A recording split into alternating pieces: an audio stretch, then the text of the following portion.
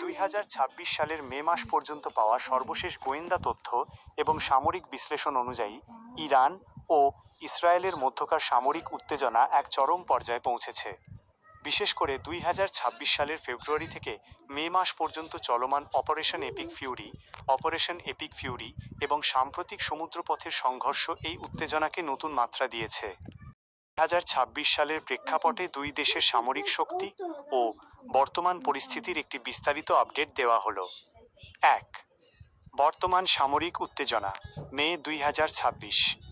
সরাসরি সংঘাত 2026 সালের 28 ফেব্রুয়ারি থেকে 5 মে পর্যন্ত যুক্তরাষ্ট্র ও ইসরায়েল যৌথভাবে ইরানের ওপর ব্যাপক বিমান হামলা চালায়। এর জবাবে ইরান শত শত মিসাইল ও ড্রোন দিয়ে পাল্টা আঘাত করে।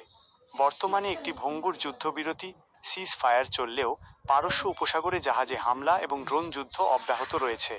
নৌ অবরোধ ইরান বর্তমানে হরমুজ প্রণালী বন্ধ করার চেষ্টা করছে, যা বিশ্ব অর্থনীতিতে জ্বালানি সংকটে ঝুঁকি তৈরি করেছে।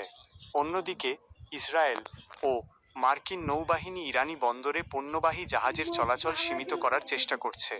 প্রক্সি যুদ্ধ লেবাননের হিজবুল্লাহ এবং ইরাকি মিলিশিয়ারা ইরানের দেওয়া ফাইবার অপটিক এফপিভি ড্রোন ব্যবহার করে ইসরায়েলের আয়রন ডোম ব্যাটারিগুলোতে সুনির্দিষ্ট হামলা চালানোর চেষ্টা করছে। 3. 2026 সালের বিশেষ সামরিক কৌশল ইরানের অপ্রতিসম অ্যাসিমেট্রিক শক্তি। ড্রোন ভান্ডার ইরান বর্তমানে 10,000-এর বেশি FPV first person view drone মোতায়েন করেছে। রাশিয়ার সহায়তায় তারা তাদের ড্রোন উৎপাদন ক্ষমতা আরও বাড়িয়ে নিয়েছে। মিসাইল সিটি ইরানের পাহাড়ের গভীরে, যেমন ইয়াজদ অঞ্চলে 1500 ফুট নিচে বিশাল মিসাইল শহর রয়েছে, যা বড় ধরনের বোমা হামলাও সহ্য করতে পারে।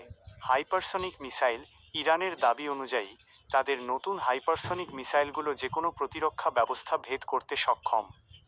ইসরায়েলের প্রযুক্তিগত শ্রেষ্ঠত্ব বিমান বাহিনীর বিস্তার ইসরায়েল সম্প্রতি 100 TF-35 স্টিলথ ফাইটার এবং নতুন F-15IA যুদ্ধবিমান কেনার চুক্তি করেছে, যা তাদের দীর্ঘপাল্লার হামলার ক্ষমতা বহুগুণ বাড়িয়ে দিয়েছে।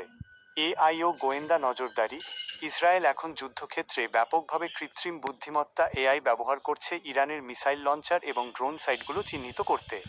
লেজার ডিফেন্স 2026 সালে ইসরায়েল তাদের নতুন লেজার ভিত্তিক প্রতিরক্ষা ব্যবস্থা আয়রন বিম পরীক্ষামূলকভাবে ব্যবহার শুরু করেছে, যা খুব কম খরচে ড্রোন ধ্বংস করতে পারে। সারসংক্ষেপ 2026 সালের এই যুদ্ধে দেখা গেছে যে ইসরায়েল প্রযুক্তি ও বিমান শক্তিতে এগিয়ে থাকলেও ইরান তাদের বিশাল ভৌগোলিক আয়তন, সুড়ঙ্গ ব্যবস্থা এবং সস্তা ড্রোনের মাধ্যমে যুদ্ধ দীর্ঘস্থায়ী করার সক্ষমতা রাখে। বর্তমানে